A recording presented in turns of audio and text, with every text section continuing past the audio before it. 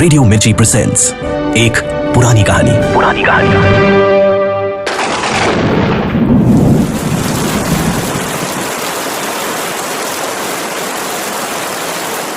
अब सुनिए एक पुरानी कहानी में उर्दू साहित्य के जाने माने अफसाना निगार सादत हसन मंटो का अफसाना बारिश, जिसे प्रोड्यूस किया है अंकित शर्मा ने और आवाज है आरजे साइमा की।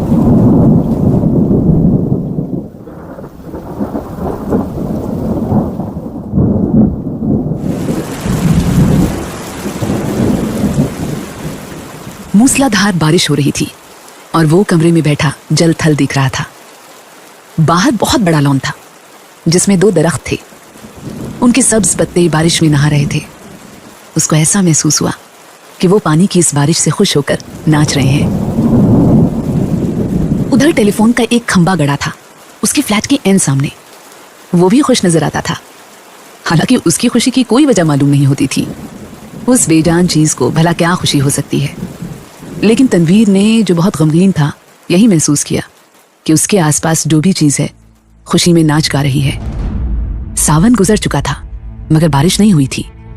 लोगों ने मस्जिदों में इकट्ठे होकर दुआएं मांगी मगर कोई नतीजा नहीं निकला। बादल आते जाते रहे मगर उनके थनों से एक कतरा भी न टपका। आखिर एक दिन काले काले बादल आसमान पर घिराए और छाजों पानी बरसने लगा। तनवीर को बादलों और बारिश से कोई दिलचस्पी नहीं थी। उसकी जिंदगी चटियल मैदान बन चुकी थी जिसके मुंह में पानी का एक कतरा भी किसी ने न टपकाया हो। 2 साल पहले उसने एक लड़की से, जिसका नाम सुरैया था, मोहब्बत शुरू की थी, मगर वो एक तरफा मोहब्बत थी। सुरैया ने उसे ध्यान देने लायक ही न समझा।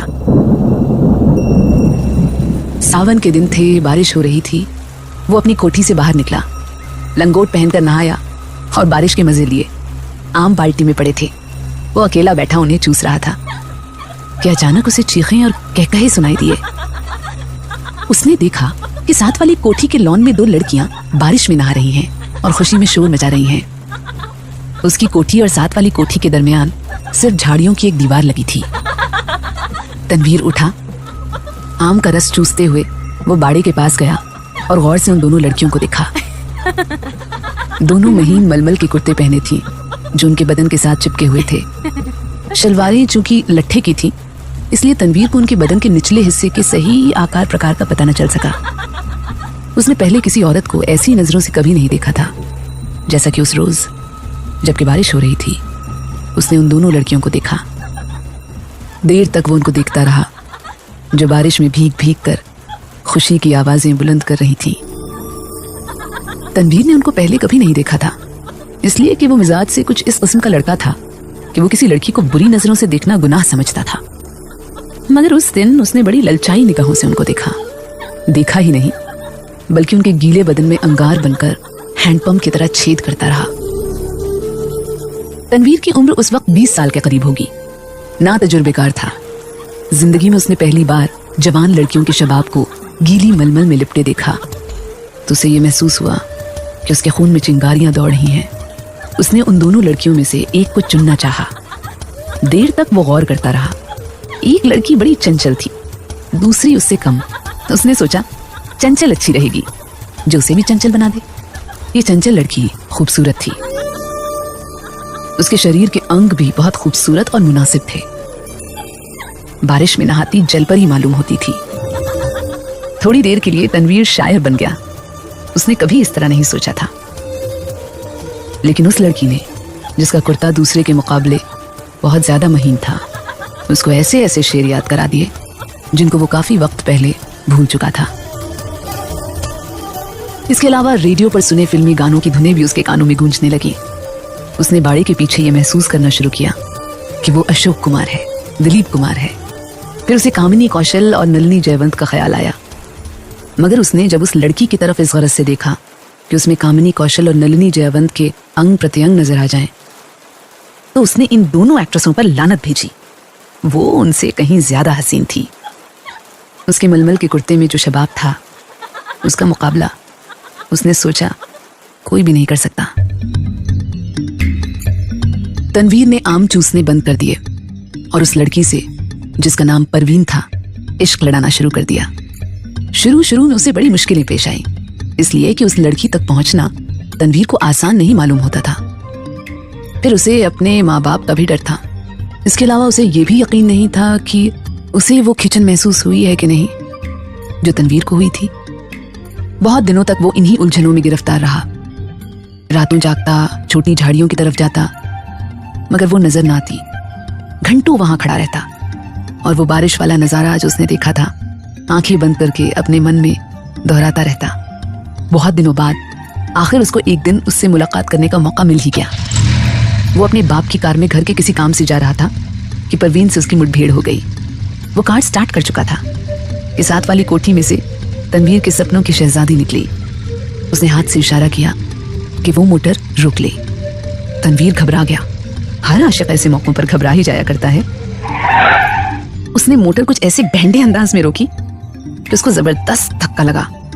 उसका सर जोर से स्टीयरिंग व्हील के साथ टकराया, मगर उस वक्त वो शराब के नशे से ज्यादा सुरूर में था। उसको उसकी महबूबा ने खुद बुलाया था। परवीन के होठों पर गहरे सुर्ख रंग की लिपस्टिक थुपी हुई थी। उसने सुर्ख मुस्कुराहट से कहा, माफ फरमाइएगा, मैंने आपको तकलीफ दी। बारिश हो रही है ना, तांगा इस दूर दराज जगह मिलना मुहाल है और मुझे एक ज़रूरी काम से जाना था। आप मेरे पड़ोसी हैं, इसलिए आपको ये तकलीफ दी। तकलीफ का क्या सवाल पैदा होता है? मैं तो उसकी जबान लड़खड़ाई। आपसे पहले मिला नहीं हूँ, लेकिन आपको एक बार देखा था।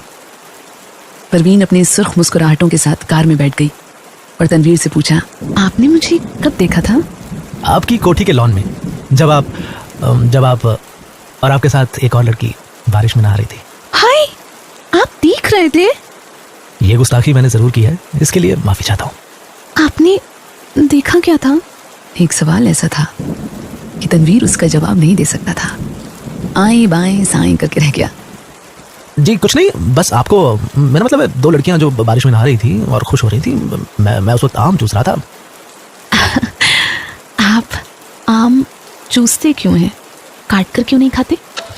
तनवीर ने मोटर स्टार्ट की। उसकी समझ में ना आया कि इस सवाल का जवाब क्या दे। चुनांचे वो गोल कर गया। आपको मैं कहाँ ड्रॉप कर दूं? आप मुझे कहीं भी ड्रॉप कर दें, वही मेरी मंजिल होगी। तनवीर ने यूं महसूस किया कि उसे अपनी मंजिल मिल गई है। लड़की जो उसके पहलू में बैठी है अब उसी की है, लेकिन उसमें इतनी जुर्रत नहीं थी कि वो उसका हाथ दबाए या उसकी कमर में 1-2 सेकंड के लिए अपना बाजू डाल दे।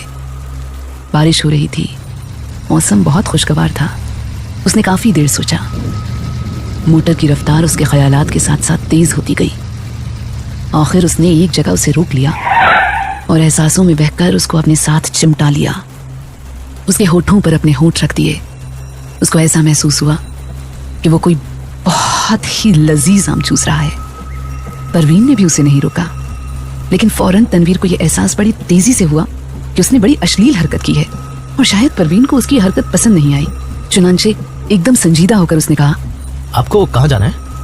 परवीन के चेहरे पर यूं तो नाराजगी के आसार नहीं थे, लेकिन तनवीर यूं महसूस कर रहा था जैसे वो उसके खून की प्यासी है। परवीन ने उसे बता दिया कि उसे कहाँ जाना है। जब वो उस जगह पहुंचा तो मालूम हुआ कि वो रंडियों का चकला है। जब उसने परवीन को मोटर से उतारा तो उसके होठों पर गहरे लाल रंग की मुस्कुराहट बिखर रही थी। उसने कूल्हे मटकाकर ठीक वैश्याओं के अंदाज में कहा, शाम को मैं यहाँ होती हूँ, आप कभी जरूर तशरीफ लाइए। तनवीर जब भौचक्का होकर अपनी मोटर की तरफ बढ़ा तो उसे ऐसा लगा कि वो भी एक वैश्या है जिसे वो हर रोज जलाता है। उसकी लाल बत्ती लिपस्टिक है जो परवीन के होठों पर थुपी हुई थी। वो वापस अपनी कोठी चला आया। बारिश हो रही थी और तनवीर बेहद गमगीन था। उसको ऐसा महसूस हुआ कि उसकी आंखों के आंसू बारिश के कतरे बनकर टपक रहे हैं।